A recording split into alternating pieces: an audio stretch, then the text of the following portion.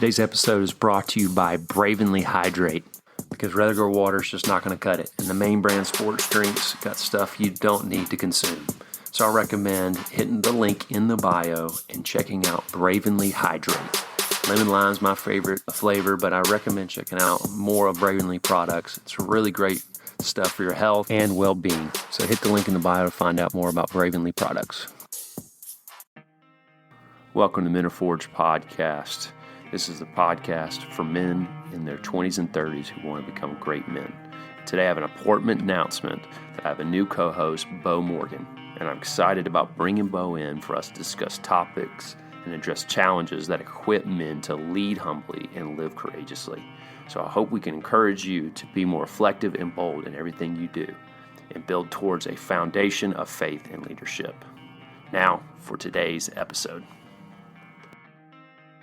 Oh, yeah, I have to, I really do find that, this time of year every year, I have to, push myself a little bit harder to do the things that I've done throughout the year already. I don't know why. Maybe that's brain just me. fog. Yeah. Well, there's probably the physiological issues going on in the chemistry in your brain because you're still trying to digest all that sugar and, and meat. But I eat like that turkey. So that can't be it. Yeah, that's funny. It's funny because it's true. But I think, and then there's,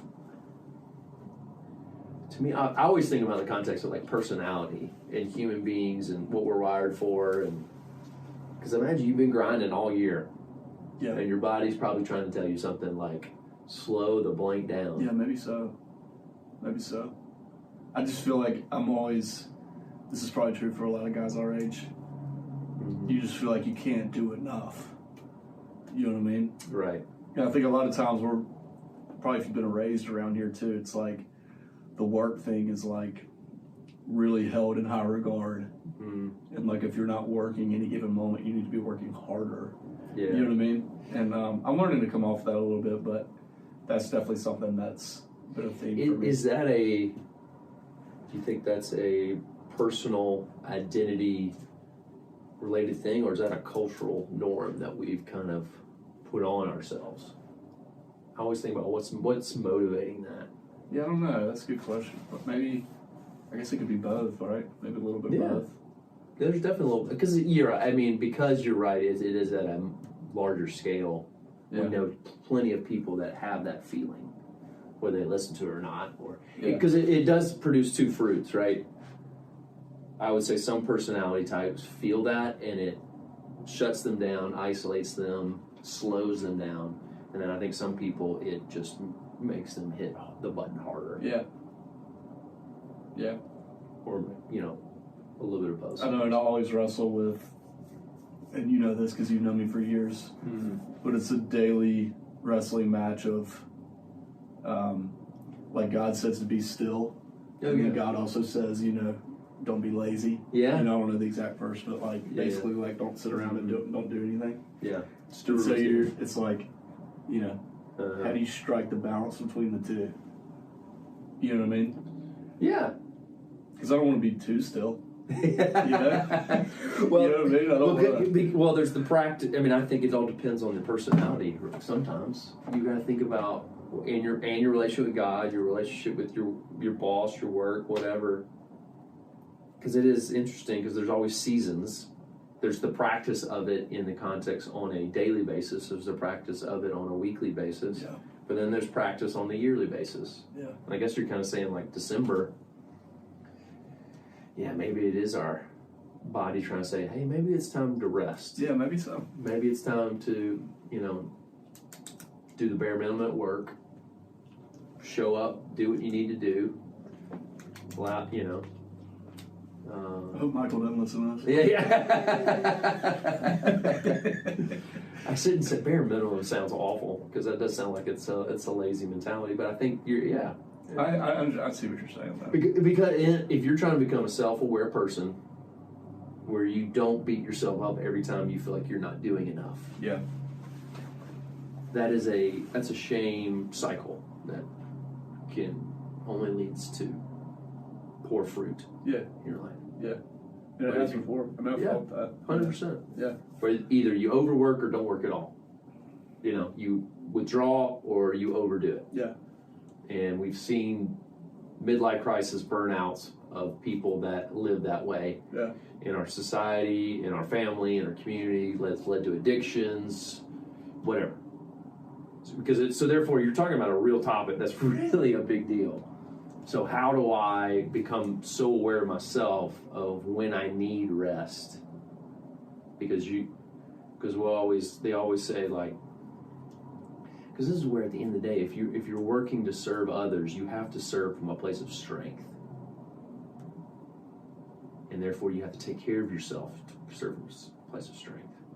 Yeah, you can't give what you don't have, basically. So how do I take care of myself? So therefore, how do I become aware of what my body's telling me, what my mind is telling me? And is it do I need a weekend? Do I need a day? Do I need 30 minutes? It's just learning those practices. Because I do think some of us need more than others. I mean, it sounds like Alex Golish, right? The guy works, 12, 15-hour days. Mm-hmm. I heard he was meeting with players till midnight and stuff like that. Yeah. Anyway, not to get too much into Auburn football for who's ever listening. We can always get back to that. Yeah. But you see what I'm saying? Yeah. The negative effects of obsessing over that thought, that feeling, is we have seen it time and time again. So therefore, we have to be aware of it, and we have to. And that's why the Bible talks. There's a practice of rest. There's a resting heart posture, but then there's the practice of it. Of like, God, you can do more while I'm asleep than I could ever do in a day's work. Well, and also too, I think, like for me, I think I can fool myself in that I'm getting rest when really I'm watching the news. Yeah. And it's like, well, that's not rest at all. No. I mean, you're sitting in one spot being still, but man, like, that's not rest. No. Like, truly unplugging is a skill that has to be, like, taught and learned, too, I feel like. This is actually what that looks like. It's getting away from your phone. It's getting away from the TV, which is hard for me. And truly being still for a second. In silence. Yeah. Which, that's hard. That is tough. Because after 5 minutes, you feel yourself, like, drawn back. Because we're all addicted to our phones. Yeah. Oh, yeah, and that's not restful at all because you're just getting that dopamine hit and your brain is just firing and it's just dulling everything and it's like your brain doesn't feel rest at the end of it. That's why, it's interesting. I mean, I want to say it's Arthur Brooks. I heard him talk about a study of happiness. He talks about, and he kind of has his 4 things of what happy people do. But one of the other studies he talked about was what jobs happy people have, and he's seeing a big I mean, obviously we're seeing in a world where because of AI and technology, there's more manual labor jobs are kind of going to be the thing because people in the midst of software being apps, I mean, you just don't need people as much anymore for the digital space. Well, but we still need people to, fix our pipes, fix our AC, dig ditches, and stuff like that.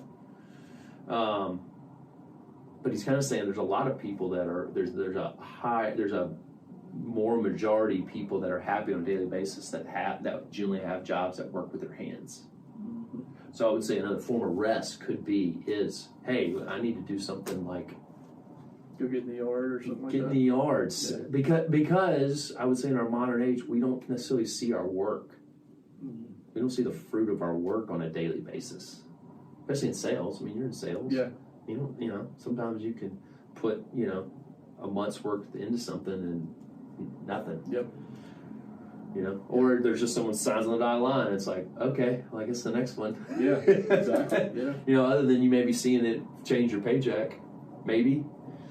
There's something super satisfying about seeing a yard full of leaves and bagging them, putting them on the street. Yeah, exactly. Something as simple as that. Yeah, or chopping wood and seeing that pile stack up, in an organized fashion. I mean, I got a buddy who, he just got into YouTube and bought a bunch of tools and got into woodworking and I helped him build a shed at his lake house. Oh, cool. You know, like, what? Yeah. You know, stuff like that. Yeah. And you're like, man, I'm exhausted, but that was kind of satisfying. Right. I will say, one thing never did, I helped him rebuild his dock. That was pretty. Water down? So the water was down, Yeah. and he had to get like approval from the power company, and you could only do it during like a certain 2 weeks out of the year, and it was hilarious. But I wouldn't recommend. We had to like coat it in this like tar that was giving me a headache every time I got the fumes were just messing with my brain. Anyway. Not to get off the tangent about that, so don't pay somebody to fix your dock. I'll say that. For those who own lake houses. I can't do, man. I'm like Carly, my wife, is really good at like. It's kind of embarrassing to admit this, but she's pretty handy. Oh, yeah. I'm not. Yeah. Like Carly will, she took apart our dryer recently and like fixed it and then put it back together. And yeah, it was unbelievable. Yeah. And I don't really have the skills or the patience to do stuff like that. I'm pretty good at labor. My wife got a dresser when we were putting together the nursery from IKEA. Yeah. She did like 90% of it. It's like, no thanks. I do not want to look at that dang instructions. No, thank you. Find all the missing pieces. Exactly. Yeah. And one that doesn't fit, and my meathead just. Yeah, so obviously when I work my hands, it is pretty general stuff like chopping wood, digging ditch, right? Yeah. Working in the yard, something pretty straightforward. Cut the grass. Right. Yeah. The meticulous stuff, I'm like, yeah. Right. I'm with you on that, Bo. I'm with you on that. That's really funny you said that, yeah. It's true, man. It really is. She's like, we've been married 10 years and she's learned like not even to. Like, she'll be like, hey, can you help me hang this? But it's never like, hey, can you hang this? He can help. You can help. But he can't. It's embarrassing. Yeah. If you want me to do it, there are going to be a couple holes in the wall, and not the ones you want. And cuss words and bad moods and, all that stuff. Oh, that's funny. Yeah. Huh. But it is interesting. God did wire all of us differently in how much labor or our work capacity, in a sense. I just find that fascinating in a lot of ways. Fascinating. Yeah. One thing I found, I think you pushed me toward this a few years ago, and it makes perfect sense, is like that's a great example of where I feel like guys our age are like trying to strike the balance, like Christian guys are trying to strike the balance between like where do you work super hard and then where do you let God work? Yeah. It's like, how do I know when to, like we just said, how do I know when to be still and when to act and do things and work hard? Like God put character in you to want to work hard. And work is worship. Work is worship. But then there's times where I think, like, I know I can, but I can obsess over trying to strike that balance. Yeah. And the more and more I've like tried to strike the balance over the years, you screw up every day. Yeah. You know what I mean? So you already set an expectation for yourself that you're not going to be able to meet, which then makes you kind of angry at yourself. Yeah. Or feel the shame like you're talking about. But then also, like, I've learned that when you start to feel that way, I should do this more. But that's when you really do need to let go and be like, okay, maybe the point is not to strike this balance perfectly, but maybe God is drawing me to Him to spend time with Him. And let's actually discuss it together because He's relational, And so I think sometimes that kind of tension that you feel and like, trying to do both is really Him saying, hey, let's talk about this. Yeah. You know what I mean? Let's be in relationship to where instead of you just trying to figure it out all the time, well, I think us, Westerners in general, we have a separation of secular and sacred, in a sense. And I think that's a lot of what you're trying to almost like, the word in the Bible is used co-labor. Like there's the word labor, but we co-labor, meaning you bring God into your work and try to understand it, where I think sometimes like, all right, let me grind real hard, and you're trying to go, oh wait, I should probably stop and go over here and rest with God. Yeah. And And he's like, well, why don't we just figure this out real quick? Yeah, that's a great point. Yeah. You know, and then kind of find that mix in it. Yeah, right? how to include him in work. Yeah, in like creating it a co-labor. Yeah. Like, God, you are with me in the midst of doing this. You give me the skill set. You're guiding me and talking to the right people, because you're in sales, you know, engaging the right way. And if left to my own devices, I will probably burn myself too far. So, Lord, I give you complete permission to speak to me in that moment when I need to pull back, sit in my car, either listen to a podcast, pray, relax, play with my son, whatever, you know. Yeah, because you're right. I mean, he wants to be involved in all that stuff. I think probably going back to the work type stuff and stuff, like being in environments we're used to, is like sometimes your boss, like you don't want to bug your boss with too much. You know, sometimes there's a lot of value in like, no, I can do it and be independent and have the autonomy to do it, but and so I kind of probably naturally go into my relationship with God with that same sentiment of like, well, I don't want to bug him too much, you know what I mean? But it's not true. No, it's not true. So, because I'm not saying you're doing this, but there is language to what you're like. There's using almost God as an escape from work. Yep. You know, it's like, or that they're separate. Like, yeah, they're separate. Yeah, and almost like, yeah, you're right. Yeah, that there's like, I don't want to bug him. That's like where he's an omnipresent being, which if we pick up the Bible, all we do is read about his invitation. Yeah, right? Yeah. You know, the door's wide open. I know. And it's an exercise every day to, you just have to remind yourself that daily, like, you're not going to wake up one day and finally you got that. Maybe you develop maybe a little bit more, but like it's there's a lot of truth in waking up every single day and, you know, spending time with him and trying to get your day in order and you know, so that you can almost have those daily reminders of, no, he's not too busy for me. You know, like all this stuff that exists in my brain naturally, like sifting through it. Almost in a way, you know. Yeah, that's interesting. Cause I don't know if we're getting into this, but is the context of structuring your day around your relationship with God? Is that kind of the discussion we're getting to here, or is it? Because that's what's so weird when I think about structure too, because I think you can be overly religious and overly disciplined in that context. Yeah. And there's not a one size fits all. Yeah. There's principles that I think we all need in structuring our life and daily and weekly, that all people who say they're followers of Jesus that really need, right? But you could overdo it. Yeah, you can. I've certainly overdone it for sure. Yeah. Well, because then when you overdo it, you start. You wake up one day and you don't, like, say your thing is to wake up and read the Bible first or whatever, and then you inevitably miss it one day. Yeah.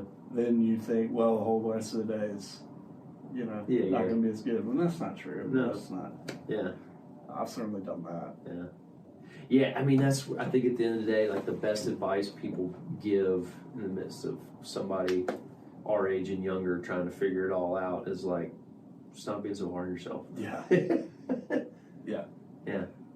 It's like, you know, like, no matter what you're going through, like, just stop trying to beat yourself up. You're not going to be all things to all people. If you had it all figured out, your life would be really boring. You know, God's really great at bringing order out of chaos. And right now you may feel really chaotic. So let's put a couple little tenets in your life of like, hey, I need reminders, you know, little cues. I'm sure you're learning this month or this week from Todd, right? Yep. Right? Yeah. Of just like, okay, yeah. I may not, I mean, like the greatest model of success and like throughout history has been just falling forward, right? Yeah. So, I don't know. It's interesting. And people, I read this morning. It's like, is there high character without difficulty or pain? What do you mean? Can people have an easy life and be of high character? Oh, wow. Have true character? I guess it depends on how you define easy life. Yeah. Right? If there's no struggle, if there's no challenge, if there's no frustration, disappointment. God, it feels like no, right? Yeah. Yeah. It's like the old adage, don't ask for patience because then God will give you stuff in your life that will test your patience. Yeah, exactly. It's like, yeah. People, I know that's gonna be tough. Like, so my son Eli's 10 months on Friday, and I'm already like, you know, you don't really think about parenting. You probably have because your son's older, but like I've never, like, people have asked me before, like, you know, is parenting gonna be hard? And I was like, dude, I haven't even got there yet. You know, like, we're just trying to like make sure he's fed and has a clean diaper, you know. But when you do think about like parenting, that's gonna be really hard to like let Eli struggle through something. Oh my gosh, yeah. You know what I mean? Yeah. Because we know the value in it. Like, hey, this is gonna hurt, but there was this one time actually, like a month ago, he had to get blood drawn out of his arm. And it was terrible. So we go in the lab, and the lady's like, hey, you know, Dad, hold him right here. So I had to hold him like this. And then she was like, okay, just hold his head right here, and then stretch his arm out. And she gets that big needle and puts it in his arm, and he was so upset. And I guess that's a decent example of, like, he had to get his blood drawn, so we had to figure out, you know, why he was sick. But man, he was like screaming, you know, and like looking at me like, what are you doing? Why did you hurt me, Dad? I know. And that was the first time it was like, oh gosh, that really, really hurts. Anyway, but like as he gets older, I could see, like, you're gonna have to really be intentional about, like, hey, I'm gonna let him struggle through this instead of because I'm a fixer and a doer. So like, instead of fixing it for him, or like, be a snowplow parent. Yeah, exactly. Yeah, man. Golly, that tension. You know, because I imagine as our parents probably dealt with, it's like, how do I be a catalyst to my child's growth, but also a safe place for them to land? Yeah. Like, that's another thing. You know, going back to the whole like rest and work thing. Yeah. It's a thing that you're just gonna have to figure it out, right? Yeah. That's where I'm like, oh man, there's tension everywhere in the world. Oh my gosh, and her truth is held in tension constantly. Yeah. Right. Yeah.